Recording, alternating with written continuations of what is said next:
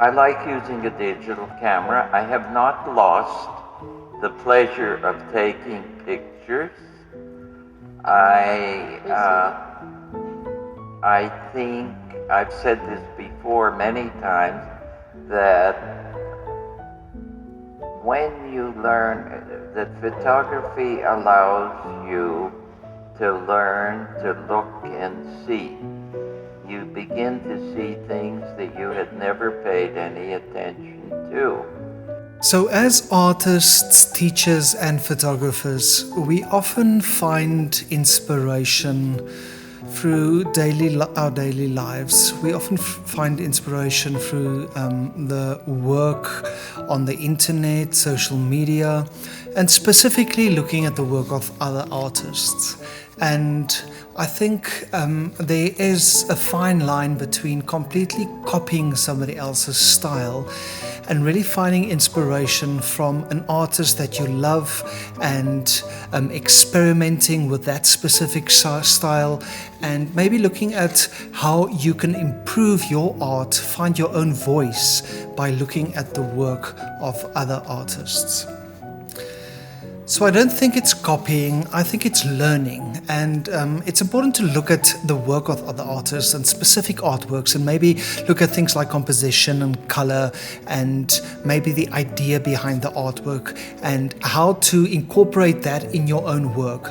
And I've often found that just literally taking somebody's work and looking at the style and technique and trying to copying it as a learning experience might help you to find your own voice.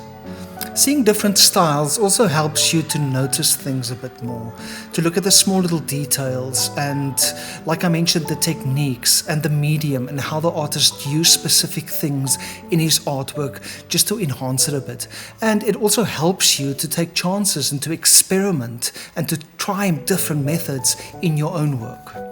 And I think sometimes looking at another artist and seeing how brave they are, like for example Jackson Pollock with his action painting, splattering paint all over a canvas, or maybe looking at somebody at Saul Leiter and how he used reflections and how he used certain colors and blurs to almost change a photograph into a little poem.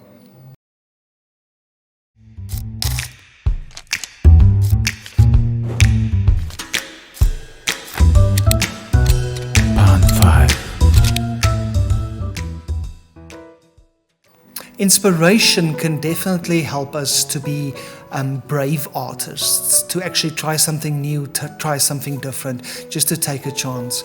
I often tell my students, the first thing you need to do is you need to start your artwork. Just try something. And the only way we learn is by making mistakes. It's impossible to actually get better at something or to learn something by just doing something perfectly the first time.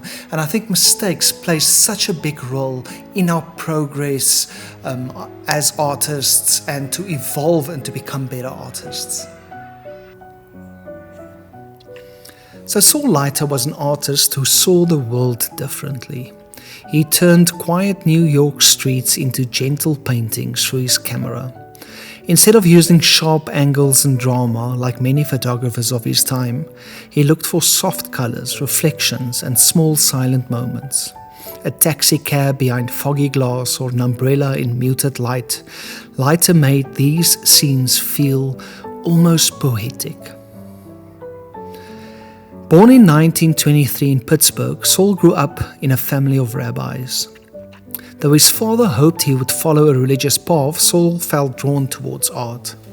When he was 12, his mother gave him his first camera, and in 1946 he moved to New York to become an artist, trading theology for creativity.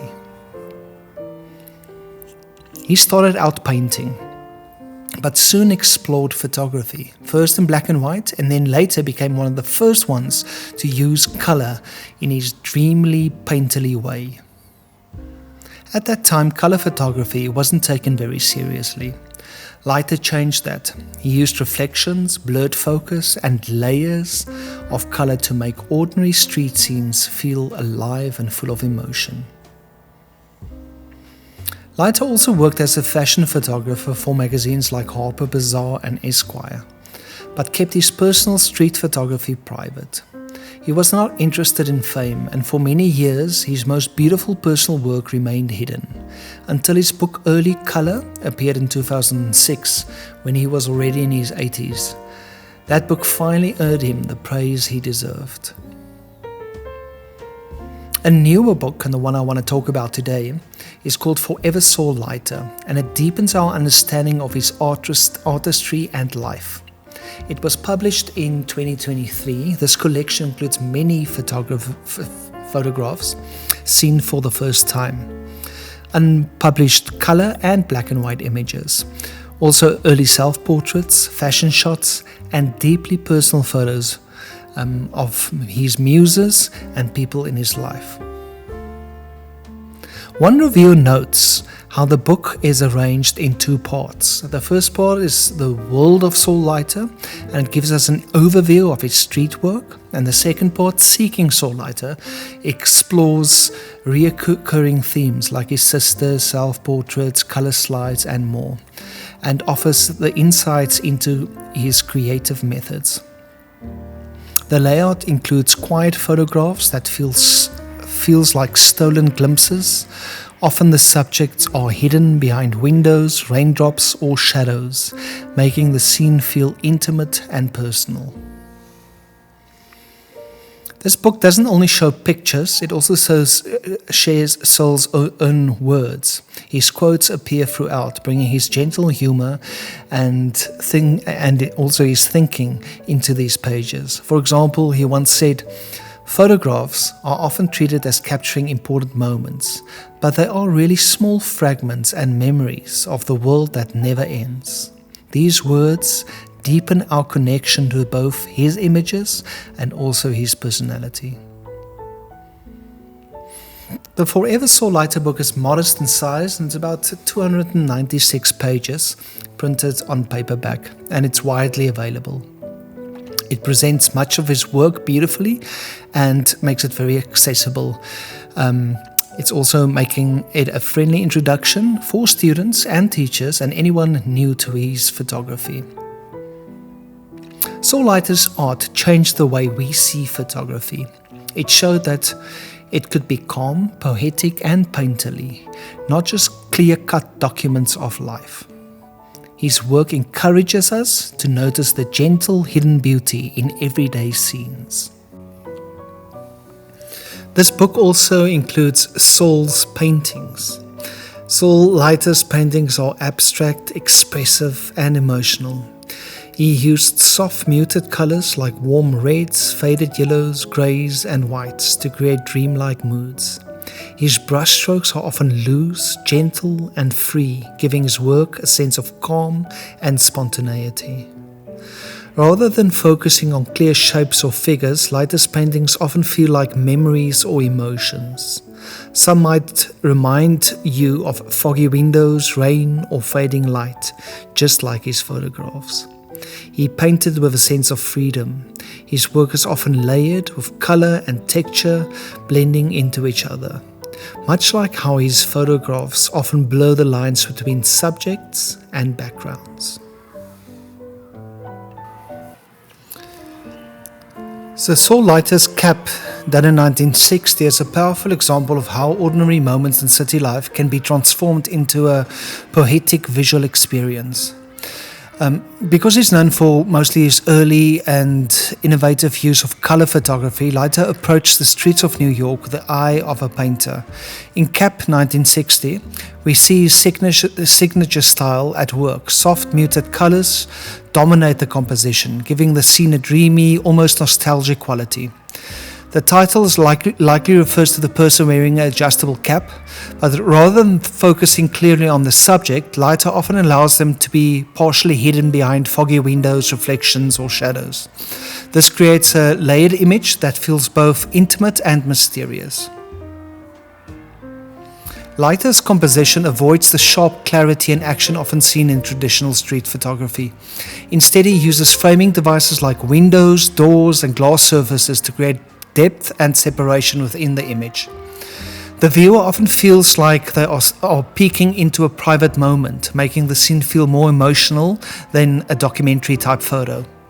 The influence of painting, especially abstract expressionism and impressionism, is clear in how Leiter handles color and form, not as literal representations, but as expressive tools. His use of color is subtle, but it's almost guiding the viewer's eye and setting the mood.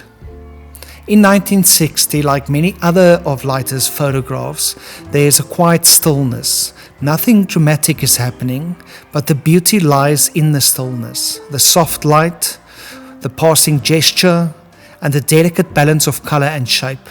This focus on everyday, often overlooked moments is what makes Saul Leiter's work so unique. And through his lens, simple urban scenes are elevated into works of art that feels deeply human and emotionally rich. He passed away in 2013, but his photographs continues to inspire. His life reminds us that real art doesn't have to demand attention. It can wait patiently in the corners of daily life, ready to be loved when somebody finally looks. Forever Saul Leiter invites us to look and then linger. So artists thrive in dialogue, not isolation.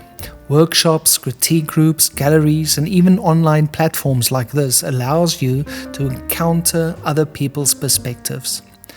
Feedback sometimes might feel very uncomfortable at times, but it's a gift that sharpens your practice. And remember, your work also has the power to inspire others. One of my favorite authors, Anne Lamott, once wrote, "Perfectionism is the voice of the oppressor. Inspiration works in the opposite way. It frees us, it gives us courage, and it reminds us that art is a shared human journey. Looking at the work of others isn't about comparing or competition. It's about learning, growing, and joining a larger conversation."